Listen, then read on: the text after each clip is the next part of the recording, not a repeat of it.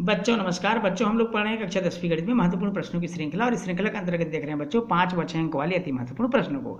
बच्चों इससे पहले भाग तक हमने लगभग 27 प्रश्नों को हल कर लिया है। आज हम पढ़ेंगे प्रश्न क्रमांक 28 और उससे आगे के प्रश्नों को। तो चलिए बच्चों देखते हैं प्रश्न क्रमांक 28वां। एक लड़की जिसकी ऊंचाई 90 सेंटीमीटर है एक लैंप पोस्ट पर 3.6 मीटर ऊंचाई पर लगे बल्ब से 1.2 मीटर प्रति सेकेंड की चाल से दूर जा रही है। 4 सेकंड बाद उस लड़की की परछाई की लंबाई कितनी होगी? कितने सेकंड बाद बच्चों? 4 सेकंड बाद। एक बार और प्रश्न को सुन लेंगे। एक लड़की जिसकी ऊंचाई 90 सेंटीमीटर है एक लैंप पोस्ट पर 3.6 मीटर ऊंचाई पर लगे बल्ब से 1.2 मीटर प्रति सेकंड की चाल से दूर जा रही है। 4 सेकंड बाद उस लड़की की परछाई की लंबाई कितनी होगी? तो सबसे पहले बच्चों हम एक लैंप पोस्ट बना लेते हैं। मान लीजिए ये एक लैंप पोस्ट है। इस तरह से हमने एक लैंप पोस्ट बनाया और इस लैंप पोस्ट पर यहाँ पर बल्ब लगा हुआ है। ये है लैंप पोस्ट और ये लड़की खड़ी हुई है बच्चों। इसको हम लड़की मान लेते हैं। यहाँ पर लड़की खड़ी हुई है। लैंप पोस्ट ए बी है। लड़की की ऊंचाई हम सी डी मान लेते हैं। ये इस तरह से और परछाई है आपका डी ई। परछाई क्या है? D E. तो माना कि लैंप पोस्ट के बल्ब की ऊंचाई ए बी है। ध्यान समझेंगे। माना कि लैंप पोस्ट के बल्ब की ऊंचाई ए बी है, लड़की की ऊंचाई सी डी है और चित्र में लड़की की जो परछाई है वो है आपका डी ई। ये उसकी परछाई है। क्या है बच्चों? परछाई है। अब यहाँ माना की है तो हमने बता ही दिया आपको। माना की जो परछाई की लंबाई है, माना की डी ई बराबर एक्स मीटर हम मान लेते हैं। कितने मीटर मान लेते हैं? X metre. दूरी का सूत्र आप सबको मालूम है बच्चों। दूरी बराबर होता है चाल गुणित समय। चाल गुणित समय। दूरी है बी सी बराबर 1.2 मीटर प्रति घंटे की चाल से और 4 घंटे में चली गई दूरी अर्थात 4.8 मीटर। त्रिभुज। अब यहाँ पर 2 त्रिभुज आपको दिखाई दे रहा है बच्चों। एक बड़ा वाला त्रिभुज और दूसरा एक छोटा वाला त्रिभुज। तो सबसे पहले त्रिभुज ए बी ई और त्रिभुज सी डी ई में हम देखते हैं। क्या देखते हैं कि कोण बी बराबर कोण डी। कोण बी बराबर कोण डी, क्योंकि दोनों पर लंब है अर्थात प्रत्येक कोण 90 अंश के हैं। प्रत्येक समकोण है। प्रत्येक क्या है बच्चों? समकोण है। ऐसा आप यहाँ पर लिख लेंगे। उसके बाद कोण ई। कोण ई दोनों त्रिभुज का उभयनिष्ठ कोण हो जाएगा। तो यहाँ पर लिखेंगे कोण ई बराबर हो जाएगा कोण ई बराबर उभयनिष्ठ शीर्ष कोण। ऐसा आप लिख सकते हैं बच्चों। उभयनिष्ठ शीर्ष कोण। ये त्रिभुज ए बी ई का भी शीर्ष कोण ई होगा और सी डी ई का भी शीर्ष कोण ई होगा। इस प्रकार जो त्रिभुज है ए बी ई समरूप हो जाएगा त्रिभुज सी डी ई के। ए बी ई समरूप होगा सी डी ई के। और समरूपता की शर्तें क्या है बच्चों? यह अनुपातिक होती है अर्थात बी ई बटे हो जाएगा डी ई बराबर ए बी बटे हो जाएगा सी डी।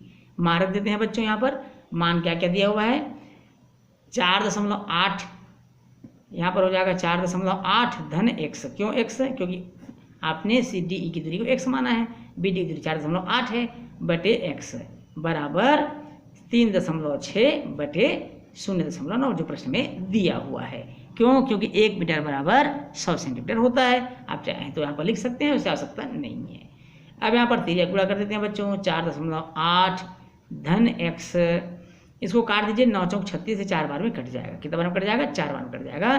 तो 4.8 धन एक्स बराबर हो जाएगा एक्स का 4 से गुणा कर दीजिए 4x हो जाएगा। 4x में x घटा दीजिए बच्चों। पक्षांतर कर देंगे तो यहाँ पर हो जाएगा 4.8 बराबर 4x ऋण x। क्या हो जाएगा? 4x ऋण x। 4x में x घटा दीजिए। अब यहाँ पर हो जाएगा 4.8 बराबर 3x। कितना बच जाएगा? 3x। इसलिए x बराबर 4.8 बटे 3। 4.8 बटे 3 काट दीजिए इसको। 3 कम 3 3 छक्के 18। x बराबर हो जाएगा 1.6 मीटर। कितना मीटर हो जाएगा? 1.6 मीटर। अब प्रश्न क्या पूछा था बच्चों कि लड़की की परछाई की लंबाई कितनी होगी? तो 1.6 मीटर होगी और ये इस प्रश्न का क्या है? आंसर होगा। आइए बच्चों देखते हैं अगला प्रश्न। प्रश्न है यदि 2 समरूप त्रिभुजों के क्षेत्रफल का अनुपात 81:64 हो तो उनकी संगत भुजाओं का अनुपात क्या होगा? तो सबसे पहले 2 समरूप त्रिभुज हम मान लेते हैं बच्चों। यहाँ पर 2 समरूप त्रिभुज मान लेते हैं। इस समरूप त्रिभुज का हम नाम रख देते हैं ए बी सी और पी क्यू आर। इस तरह से हम रख देते हैं बच्चों। 2 हमने समरूप त्रिभुज बना लिया। इसका नाम हमने रखा A B C P Q R या डी ई एफ भी रख सकते हैं, जैसी आपकी सुविधा। ये इस तरह से आप रख सकते हैं। माना कि ध्यान समझिएगा बच्चों। माना कि 2 समरूप त्रिभुज ए बी सी व डी ई एफ में ABC समरूप होगा DEF के, ऐसा हमने मान लिया। और समरूपता का शर्त क्या है बच्चों? समरूपता का शर्त है भुजाएं अनुपातिक होती है, अर्थात प्रश्नानुसार त्रिभुज ABC का क्षेत्रफल बटे दूसरा त्रिभुज क्या है बच्चों? DEF है, तो DEF का क्षेत्रफल बराबर भुजाओं वर्ग के अनुपात के बराबर होता है। आप लोगों ने इससे पहले प्रमेय में सिद्ध कर लिया है। BC का वर्ग लेंगे तो इधर इस भुजा का अगर BC लेंगे तो इस भुजा का आपको EF लेना पड़ेगा, EF का वर्ग लेंगे। इस प्रकार यदि AB का वर्ग लेते हैं तो DE का वर्ग हो जाता, AC का वर्ग लेते हैं तो DF का वर्ग हो जाता। इस प्रकार से आपको लेना है। ये दिया हुआ क्षेत्रफल 81:64 बराबर BC बटे EF, दोनों का एक साथ आप वर्ग लगा दीजिए क्योंकि दोनों में वर्ग लगा हुआ है बच्चों। इस प्रकार आप लगा सकते हैं। अब जब हम वर्ग को पक्षांतर करेंगे इधर हो जाएगा वर्गमूल, अर्थात ये इस प्रकार हो जाएगा 81/64 बराबर BC बटे EF। अब 81 का वर्गमूल कितना होता है? 9 होता है। 64 का वर्गमूल 8 होता है बराबर BC बटे EF, अर्थात दो संगत भुजाओं, ये दो त्रिभुज संगत भुजाओं का अनुपात 9:8 होगा। अतः संगत भुजाओं का अनुपात 9:8 होगा और यही हमारे इस प्रश्न का क्या होगा? आंसर होगा। आइए बच्चों देखें अगला महत्वपूर्ण प्रश्न है। यदि दो समरूप त्रिभुजों के क्षेत्रफल का अनुपात 36:16 हो तो उनकी संगत भुजाओं का अनुपात भी क्या होगा? बिल्कुल इसी तरह बनेगा बात, बिल्कुल बच्चों जैसा कि हमने पूर्व के सवाल को बनाया। माना दो समरूप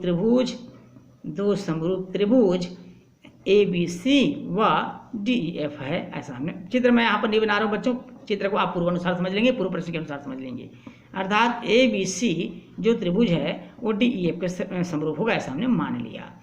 क्षेत्रफल का अनुपात अर्थात त्रिभुज ABC का क्षेत्रफल बटे त्रिभुज DEF का क्षेत्रफल बराबर भुजाओं वर्ग के अनुपात के बराबर होता है। एक आधार को हमने लिया तो दूसरे त्रिभुज का भी आधार, बिल्कुल पूर्व के सवाल की भांति है बच्चों। चित्र आप पूर्व सवाल समझ लीजिएगा। 36/16 बराबर हो जाएगा BC बटे EF पूरे घात 2, क्योंकि दोनों में वर्ग है। अब जैसा पूर्व सवाल में आपने पक्षांतर किया था वर्ग को, इसमें भी पक्षांतर कर दीजिए। जब वर्ग पक्षांतर करेंगे तो वर्गमूल हो जाएगा। 36/16 बराबर हो जाएगा BC बटे EF। 36 का वर्गमूल होता है 6 और 16 का वर्गमूल होता है 4 बराबर हो जाएगा BC बटे EF, अर्थात संगत भुजाओं का अनुपात कितना हो जाएगा? अतः संगत भुजाओं का अनुपात जो प्रश्न में पूछा है, संगत भुजाओं का अनुपात, ये अनुपात होगा बच्चों 6:4। कितना होगा? 6:4 होगा और ये इस प्रश्न का आंसर भी होगा। आइए बच्चों देखते हैं अगला महत्वपूर्ण प्रश्न है। प्रश्न है पाइथागोरस प्रमेय को लिखकर सिद्ध कीजिए। पाइथागोरस प्रमेय को आपको लिखकर सिद्ध करना है बच्चों। लिखकर के मतलब है यहाँ पर आपको कथन को लिखना होगा। तो सबसे पहले हम चलते हैं हल की ओर और हल में हम लिख लेते हैं कथन। और पाइथागोरस प्रमेय का कथन क्या है? किसी समकोण त्रिभुज में या एक समकोण त्रिभुज में, ऐसा भी लिख सकते हैं, एक समकोण त्रिभुज में बड़ी भुजा का वर्ग या कर्ण का वर्ग भी लिख सकते हैं, कर्ण का वर्ग अन्य दोनों भुजाओं के वर्गों के योग के बराबर होता है। इस तरह से आपको कथन लिखना होगा बच्चों। कथन को एक बार और समझ लीजिएगा। एक समकोण त्रिभुज में कर्ण का वर्ग या सबसे बड़ी भुजा का वर्ग अन्य दोनों भुजाओं के वर्गों के योग के बराबर होता है। ये हो गया हमारा कथन। हमको सिद्ध क्या करना है यहाँ पर बच्चों? सिद्ध करना है, मान लीजिए हम एक त्रिभुज बना लेते हैं इस प्रकार से। मान लीजिए ये हमारा एक त्रिभुज है, ये इस तरह से हम एक समकोण त्रिभुज बना लेते हैं। यहाँ पर ये समकोण है बच्चों, ध्यान से देखिए, ये समकोण है। ABC में B आपका समकोण है और यहाँ से हमने एक लंब डाल दिया BD।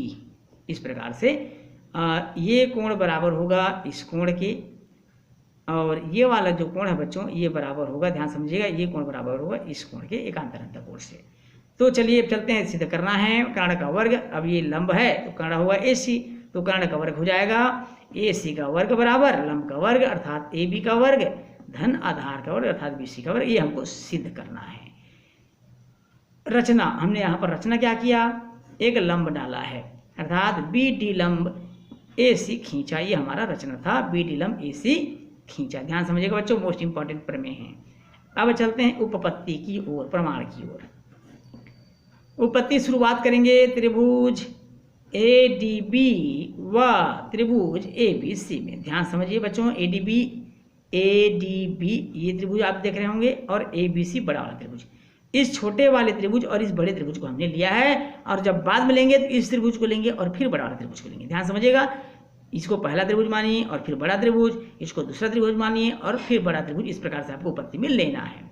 तो इन त्रिभुज ADB व त्रिभुज ABC में, अब यहाँ पर देखिए दोनों में कोण ADB बराबर कोण ABC बराबर 90 अंश, अर्थात प्रत्येक समकोण है। यहाँ पर कोण A और कोण A बराबर है, इसे हम बोलेंगे उभयनिष्ठ कोण, उभयनिष्ठ शीर्ष कोण, ये दोनों बराबर है। अर्थात त्रिभुज ADB अनुपात त्रिभुज ABC ये हो जाए समरूप हो जाए। यहाँ पर कोण समरूपता से, कोण समरूपता से ये दोनों त्रिभुज हो जाएंगे समरूप हो जाएंगे। और समरूपता का शर्त क्या है? भुजाएं अनुपातिक होती है, अर्थात AD यहाँ पर हो जाएगा AD बटे AB बराबर AB बटे AC। गुणा कर दीजिए बच्चों, AB का ABC गुणा हो जाएगा, AB स्क्वायर बराबर हो जाएगा AD गुणित AC। इसे हम मान लेते हैं समीकरण नंबर पहला। तथा इसी प्रकार हम लेंगे तथा त्रिभुज BDC, अब दूसरा त्रिभुज जैसा कि मैंने बताया था BDC समरूप होगा त्रिभुज ABC के। अब ये समरूप होगा तो यहाँ समरूपता की शर्तें क्या हो जाएगी? CD बटे BC बराबर BC बटे AC हो जाएगा। अब यहाँ भी गुणा कर दीजिए, BC का BC से गुणा होगा, BC स्क्वायर हो जाएगा बराबर CD इंटू AC। ये इस प्रकार हो जाएगा। इसको हम समीकरण दूसरा मान लेते हैं। क्या मान लेते हैं? समीकरण दूसरा। अब समीकरण पहला और दूसरा को जोड़ दीजिए। समीकरण पहला व दूसरा को जोड़ने पर, समीकरण पहला व दूसरा को जोड़ने पर, पहला और दूसरा को जोड़ देंगे, अर्थात पहला समीकरण था AD into AC plus CD into AC बराबर AB square plus BC square, AB square plus BC square हो जाएगा। अब यहाँ पर दोनों में कॉमन क्या निकाले बच्चों? AC, यहाँ पर कॉमन निकाल दीजिए। अब अंदर क्या बच गया? AD प्लस CD बच जाएगा। दूसरे पक्ष को आप योग करते हो लिख लीजिए। अब यहाँ चित्र को ध्यान से देखने पर हमको पता चलता है कि AD और CD के जोड़ने से AC प्राप्त होता है, अर्थात AC गुणित AC बराबर हो जाएगा AB का स्क्वायर प्लस BC का स्क्वायर। AC गुणा करेंगे तो मालूम हुआ AC स्क्वायर बराबर AB square plus BC square. अर्थात हमको सिद्ध करना था कि कर्ण का वर्ग अर्थात AC का वर्ग बराबर लंब का वर्ग धन आधार का वर्ग AB का वर्ग धन BC का वर्ग, और ये हमारा सवाल क्या होता है? सिद्ध हो जाता है। बच्चों, इस प्रश्न के साथ ही आज का क्लास यहीं समाप्त होता है। वीडियो अच्छा लगे तो वीडियो को लाइक और शेयर करिएगा।